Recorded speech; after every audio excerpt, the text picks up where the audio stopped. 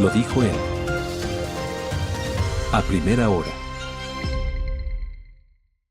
8:10. Hace pocas semanas tuve la oportunidad de estar en Ciudad de México participando en el Roche Press Day, que es un encuentro académico en donde especialistas en el área de la medicina abordan los temas y los retos que tiene justamente el sector de la salud en el mundo y particularmente en América Latina. En ese contexto tuve la oportunidad de conversar con Rolf Hoenger, quien es el director regional de Roche Pharma para América Latina, para hablar de esos retos de la salud en la región. Obviamente Ecuador es parte de la región. Les invito a escuchar este diálogo periodístico sobre esos retos que enfrenta el sector de la salud. Se ha colocado como arista hablar de salud y de equidad. Por eso quiero agradecer el tiempo que nos otorga ahora mismo a nuestros espacios de A Primera Hora y de Primera Plana a Rolf Hoenger. Él es la cabeza de Roche Pharma para Latinoamérica. Rolf, qué gusto conocerlo y gracias por estos minutos. Gracias por la oportunidad y un placer tenerte aquí. Gracias. ¿Cuánto tiempo en América Latina? Bueno, son más que 25 años que llegó atrás a América Latina y tenía la oportunidad de vivir en diferentes países de América Latina. ¿Usted es oriundo de dónde? De Suiza. A ver, y es importante, ¿y por qué le hago esa pregunta? Porque claro, tal vez la visión que tenemos del sector salud en América Latina es totalmente distinta a la visión que tienen los países europeos, algunos de ellos como Suiza, entiendo, mucho más desarrollados. ¿Cuáles son los retos de América Latina en el ámbito de la salud pública sobre todo? Yo creo que tenemos sobre todo una cosa que nos viene. Tenemos un desafío que se llama el envejecimiento de la población. El envejecimiento de la población, ¿qué significa? Que el perfil epidemiológico, que significa las enfermedades que vamos a tener en el sistema de salud a cuidar, van a ser diferentes. Y aquí hablamos, por ejemplo, de la parte de cardiovascular, diabetes, la parte de la obesidad, la parte de cánceres, la parte de enfermedades neurológicas, como por ejemplo el Alzheimer o también Parkinson y otras de esas enfermedades. Y ese es el desafío que tenemos que adresar con un sistema que probablemente no fue diseñado por eso. Diseñado para enfermedades transmisibles, infecciones, maternidad, infantil, etcétera. Las otras enfermedades que usted cita como ejemplo, diabetes, cáncer, etcétera, ¿se llaman enfermedades crónicas o cuál es la catalogación? Son las famosas enfermedades no transmisibles, que es precisamente la diferencia con las transmisibles que te mencionó, donde probablemente fue el pasado el foco. Y que terminan siendo incurables, ¿no? Sí, bueno, no todos. Hoy existen cánceres que son curables, detectados en fases tempranas. Y yo creo que aquí empezamos a tocar un otro tema muy importante. Si sabemos hoy, y creo que es el otro desafío que tenemos, ya sabemos que tenemos una población que se va a envejecer, pero tenemos un otro desafío que yo veo económicamente, que es que tenemos una sociedad que también hubo una economía que crece menos que probablemente hace 10, 15 años. Entonces, con crecimientos de 2-3%, necesitamos garantizar que la población está productiva y ayuda a producir mejor y más para tener el crecimiento económico. Y precisamente nosotros tenemos que entender que probablemente lo que fue entendido hace años que salud es un gasto. No, salud es una inversión. Salud es una inversión, ¿por qué? Porque sabemos que, y ese existe dato del Banco Mundial, del McKinsey Global Institute, que dice claramente, si tú inviertes $1 en salud, tú vas a tener un retorno de 2 a 4 veces.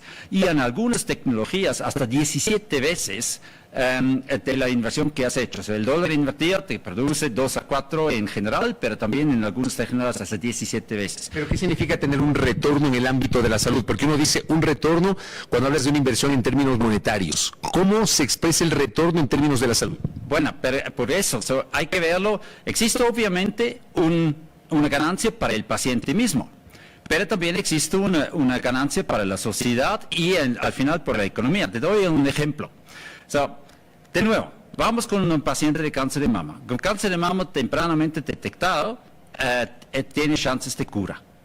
Un paciente curado, una paciente curado, obviamente te va a seguir viviendo normal, va a trabajar, va a producir, va a cuidar a sus hijos, etcétera. Si lo detectas tardíamente, probablemente la única cosa que puedes hacer es prolongar la vida, tratar los síntomas, darle una mejor calidad de vida, pero al final no lo vas a salvar.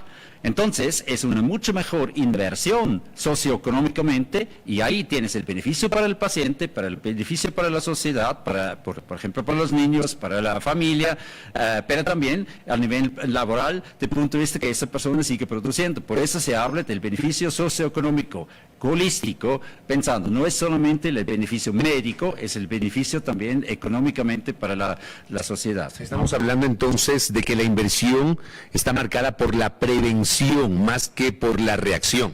Prevención, detección temprana y tratamiento oportuna, ¿no? ¿Y en esa línea están nuestros países de América Latina? Yo creo que todos los sistemas de salud, yo creo que si tú vas a la OMS o OPS, todos van a decir la mejor medicina es la prevención. Bueno, pero hay enfermedades que no se pueden prevenir. Ahí, como cáncer de mama, por ejemplo, no lo vas a prevenir, si te toca, te toca. Entonces, ahí tienes que, de nuevo, detectar temprano, tratar temprano. Pero tienes otros ejemplos. ¿Qué pasa, por ejemplo, si también no es prevenible en esos? Sclerosis múltiple es un buen ejemplo también. ¿Por qué hablamos del beneficio socioeconómico?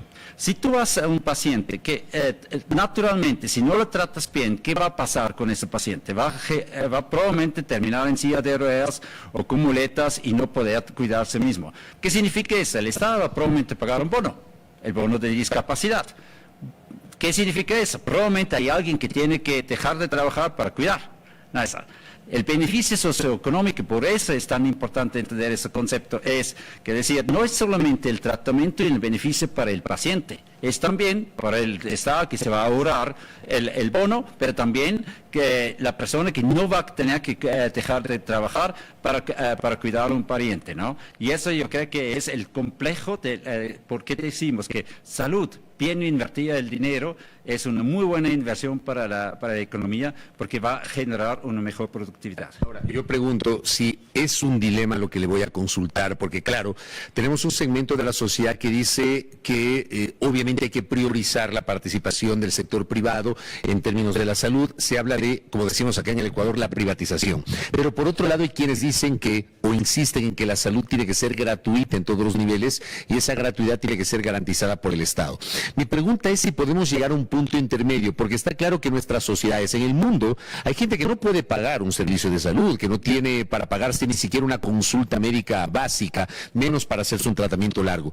¿Debe el Estado seguir financiando por lo menos una parte de la salud y luego cómo estimulamos en cambio la participación del sector privado en el ámbito de la salud con estas aristas que ha mencionado? Yo diría, la pregunta es otra para mí. ¿Cómo tú evites que los pacientes o las familias tienen un gasto de salud catastrófica que deja a ellas en condiciones que no poder pagar, endeudarse, no poder dejar prácticamente llegar a la pobreza y entonces tienes los otros efectos de salud, no tenían la misma educación, la misma nutrición, etcétera. Entonces la pregunta es otra. Diferentes modelos en el mundo existen como tú trabajas en salud, sea 100% del Estado, 100% privado, financiada parte por el Estado, diferentes modelos existen, pero esa no es la importancia. La OMS dice muy claramente, un sistema sostenible te cuesta o tienes que invertir más o menos 6% del Producto Interno Bruto. Exactamente. Bueno, en América Latina... Me parece que nuestra Constitución en el Ecuador dice algo parecido. Puede ser, pero la realidad en América Latina es que el promedio del gasto público en salud es más o menos 3.7% del PIB. Muy lejos de la recomendación del OMS y muy lejos de los estados del OCDE que gastan o invierten más o menos 9.6% de eso. Entonces hay una brecha enorme. ¿Cómo vemos esto? Por ejemplo, es que hay muchos pacientes que no están detectados tempranamente, no están tratados tempranamente y entonces la sociedad pierde en la productividad porque no estamos haciendo la intervención necesaria de forma oportuna. Y ese es un papel de los estados. Al final sí, porque lo que pasa es que tú necesitas reducir el riesgo de la población, ¿no? Y la población, como le digo, si por alguna razón te toca tener una enfermedad dice que de alto costo, lo que pasa es que el riesgo de que te caigas en esos gastos catastróficos definidos como 10% de la ingreso de un hogar, si gastas más de eso, se define como catastrófico. Yo creo que el riesgo es muy alto, ¿no? Claro, me parece, los ejemplos que ha puesto me parece que son absolutamente pertinentes en el contexto de lo que estamos conversando. Ahora, ¿cuál debe ser el papel del sector privado, del sector de la salud vinculado al sector privado? Bueno, yo creo que existen varios modelos de nuevo en eso. Tú puedes obviamente comprar un seguro y asegurar que el seguro, para que evitar de nuevo, el seguro es exactamente lo mismo, es evitar que en el momento que te toca tienes un desembolso que está tan fuerte que no lo puedes pagar, ¿no? Entonces ese es un modelo. Existen modelos de que el gobierno decida que, bueno, en vez que yo pruebe la salud, lo privatice, lo doy una per cápita a la población y al seguro, y él tiene que cuidarme la salud de las poblaciones. Diferentes modelos existen y creo que es una definición de cada país y de la historia que cada país tiene a qué modelo adapta. ¿Por qué le hago esta pregunta? Porque claro, la pandemia creo que a todo el mundo le dejó una lección, en el caso de nuestros países, en el caso ecuatoriano, nos dejó una lección. Y hoy, por ejemplo, en el Ecuador se discute mucho sobre las dificultades de acceso a la salud pública, de acceso a medicinas, hospitales que en algunos casos no han sido repotenciados, hospitales que no tienen medicinas, y a ratos el argumento es que son las complejidades para poder generar esa importación, esa compra de medicamentos. ¿Cómo hacer para que esos medicamentos sean de más fácil acceso para la población, para aquellos que, insisto, no tienen recursos para poder pagar? Yo creo que, de nuevo, primero tienes que entender que si tú dices que salud es una buena inversión, entonces voy a dedicar los recursos necesarios para esto. La segunda cosa es que decidir, ¿qué son las intervenciones de salud que me dan el mejor retorno de la inversión, ¿no? Por eso hablamos de los ejemplos. Si tú tratas un cáncer de mama en fases tempranas y lo puedes curar, es una muchísimo mejor inversión de tratarlos tardíamente, ¿no? Si tú tratas hemofilia, un ejemplo, si tú dejas un niño en condiciones que tiene un sangramiento severo con hemofilia, no puede ir a la escuela porque la escuela no la acepta, porque si hace así empieza a sangrar y necesita ir al hospital, y quién va a hacerlo en una escuela. Esos son los casos eso significa muchas veces que el niño y su mamá están en casa y no tienen la misma educación, no tienen la misma, y la mamá probablemente no puede trabajar por tener que cuidar el niño. Si tú tratas a un niño de ese, le das una vida normal, le mandas a la escuela, puede jugar fútbol, tiene una vida totalmente normal, y la mamá se reinserta en el trabajo, también tienes un efecto socioeconómico muy, muy positivo. Por eso es tan importante decidir cuáles son las intervenciones de salud que realmente dan un excelente retorno a la inversión, y eso tiene que ser priorizado, y después formalizar que también lo hacemos de forma oportuna, tempranamente, ¿no? Como te explicaba en esclerosis múltiple, si tú intervienes tempranamente y evitas que esa persona llegue a la silla de ruedas, es muchísimo mejor que tratarla tardíamente cuando ya está muy afectado, ¿no? Usted citó unas cifras, ¿no? El ideal que dice la Organización Mundial de la Salud de destinar o invertir al menos el 6% del presupuesto fiscal, el 6% del Producto Interno Bruto del presupuesto fiscal para poder atender los temas de la salud. Acá en nuestros países no se llega al 4%, menos del 3%, pero me hablaba de algunos países con el 9%, los países de la OCDE. ¿Cuáles son esos países? Bueno, los países de la OCDE también tienes países en América Latina. Nosotros tenemos países que tienen una inversión en salud de más de 10% y otros. Es una tremenda esa inversión, ¿eh? Pero depende mucho de la priorización. Ahora, obviamente tienen después una sociedad más productiva, ¿no? Ahora, seguramente, y en todos los sistemas de salud, usando la tecnología bien, también se pueden todavía optimizar. Yo siempre digo que invertir más es una de las soluciones, pero después también invertir mejor, usar las tecnologías que realmente dan el mayor beneficio. Pero la tercera cosa es cómo tú haces un sistema de salud más eficiente con la luz de tecnología, ¿no? Y no sé si quieres te mencionar un par de cosas. Por ejemplo, cáncer de mama, ya sabemos, tempranamente detectado, es la mejor inversión posible. Porque puede ser tratado. Puede ser curado, ¿no? Puede ser tratado y potencialmente curado. Ahora, ¿cuáles son las condiciones de eso? Bueno, detección temprana, pero tienes suficientes mamógrafos en el país. Bueno, pero ¿es mamógrafos la única solución? Hoy nosotros presentamos iBreast, por ejemplo, una colaboración que estamos haciendo. Es un device un poco tan grande como una mano, que tú puedes usar, que te entrenar a una enfermera que hace el pre-screening y que dice, mira, esos son de todos los pacientes que ha visto hoy, o de todas las mujeres que ha visto hoy, esos son los pacientes que tenemos que priorizar para la mamografía, y los otros no, porque en realidad no tienen ninguna anomalía, ¿no? Entonces, tú utilizas el sistema mucho mejor, ¿no? Después hay otro problema, vas a tener que hacer las mamografías. Hoy en la mañana tuvimos una conversación de un secretario de salud aquí en México, y de una provincia de México, me ha dicho, mira, mi problema es lo siguiente, yo hago las mamografías, pero después demora 40, 50, 60 días para que alguien lo lea y da los resultados de vuelta.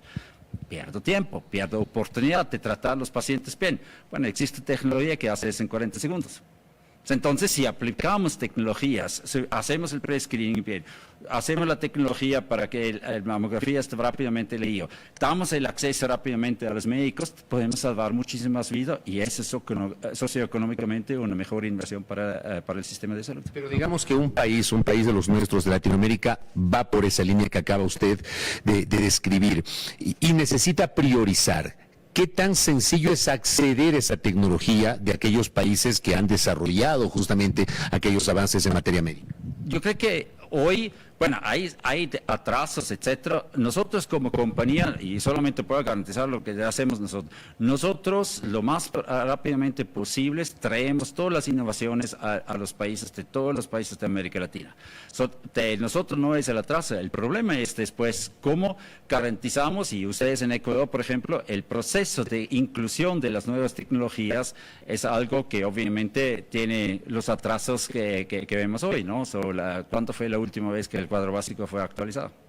Son varios años, ¿no?, que no ha sido actualizado el cuadro básico. Exactamente. ¿Y cuántos pacientes hoy no reciben lo que podrían recibir y que tendría un mejor efecto socioeconómico por el retraso, ¿no? ¿Ustedes han planteado desde el sector privado la necesidad de actualizar lo antes posible ese cuadro básico de medicamentos? Creo que toda la industria y seguramente también la sociedad médica está hablando de lo mismo, ¿no? Que esa es una necesidad. ¿Y por qué consideran ustedes o creen que esto no se ha actualizado durante varios años? Bueno, ahí me entraría en el campo de especulaciones, ¿no? Creo que no soy. Yo creo que no soy yo que podría dar esa respuesta, ¿no? Pero es fundamental lo que acaba de decir, porque en varias ocasiones yo he compartido con la audiencia en otras entrevistas esta necesidad de actualizar el cuadro básico de medicamentos. Yo siempre digo que la pandemia estableció un antes y un después. ¿Usted también lo cree de esa manera? Bueno, yo creo que la pandemia por lo menos nos ha enseñado, no existe economía sin salud y sin salud no existe economía, ¿no? Entonces, yo creo que la interconexión está. Yo creo que necesitamos realmente ese consentimiento que si no usamos la tecnología moderna, y ustedes han visto, las vacunas fue parte de esto, ¿no? Si no usamos la tecnología no tenemos los mismos resultados. Entonces necesitamos realmente un proceso de rápidamente adaptar la innovación, sobre todo cuando tiene esos beneficios socioeconómicos, ¿no? Correcto. Oiga, gracias por esta charla, por estos minutos que nos ha concedido para poder conversar con la audiencia sobre el conocimiento que usted tiene. Yo me quedo con lo que dijo Rolf, sobre todo en buena parte de la entrevista, el mencionar que la salud debe ser considerada como una inversión y no como un gasto. Los gobernantes, nuestros gobiernos, no solamente de Ecuador, sino de América Latina, deberían entenderlo. Gracias, qué gusto. Muchísimas gracias por la oportunidad y gracias, un saludo para Ecuador. Gracias a Rolf Hovinger, quien es la cabeza de Roche Pharma Latam, conversando con nosotros aquí en Primera Plana. Muy bien, esa entrevista, como señalamos, la habíamos desarrollado en Ciudad de México en el curso del Roche Press Day, muy interesante, hablando sobre la salud como una inversión. Asambleístas, ya tienen en sus manos la proforma presupuestaria para el próximo ejercicio fiscal. Tomen en cuenta que la salud es una inversión y también nos ha hablado sobre la necesidad de renovar el cuadro básico de medicamentos que no ha sido actualizado desde hace 3 años, que es imperioso aquello. Primera Plana. Todas las noticias, todas las voces.